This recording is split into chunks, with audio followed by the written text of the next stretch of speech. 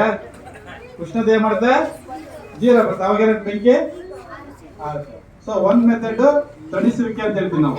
ನೀರನ್ನ ಹಾಕುವ ಮೂಲಕ ಬೆಂಕಿಯನ್ನ ಪಲ್ಟಿ ಹೊಡೆದಾಗ ಗಾಡಿಯಲ್ಲಿ ಡೀಸೆಲ್ ಇರ್ತದೆ, ಅಲ್ಲಿ ಗಾಡಿ ಸ್ಟಾರ್ಟಲ್ಲಿ ಇರ್ತದೆ. ಅಂಥ ಟೈಮ್ ಏನಾರ ಗಾಡಿಯಲ್ಲಿ ಇದಿರ್ತಲ್ಲ, ಹೀಟ್ ಆಗಿರ್ತಲ್ಲ, ಆ ಭಾಗಕ್ಕೆ ಏನಾದ್ರು ಪೆಟ್ರೋಲ್ ಬಿದ್ದರೆ ಫೈರ್ ಆಗುತ್ತೆ. ಅಂಥ ಟೈಮಲ್ಲಿ ಬೆಂಕಿ ಆದಾಗ ನಾವು ಬರ್ತೀವಿ. ನಮ್ಮಲ್ಲಿ ತೋರಿಸ್ತೀನಿ ನಿಮಗೆ. ಅದಾದರೆ ಏನು ಮಾಡ್ತೀವಿ ಅಂತೇಳಿ ಪ್ರಾಕ್ಟಿಕಲಾಗಿ ತೋರಿಸ್ತೀನಿ ನಿಮಗೆ, ಆಯಿತಾ. ನಮ್ಮಲ್ಲಿ ಫೋಮ್ ಅಂತ ಇರುತ್ತೆ, ಕೆಮಿಕಲ್ ಫೋಮ್ ಅಂತ ಇರುತ್ತೆ.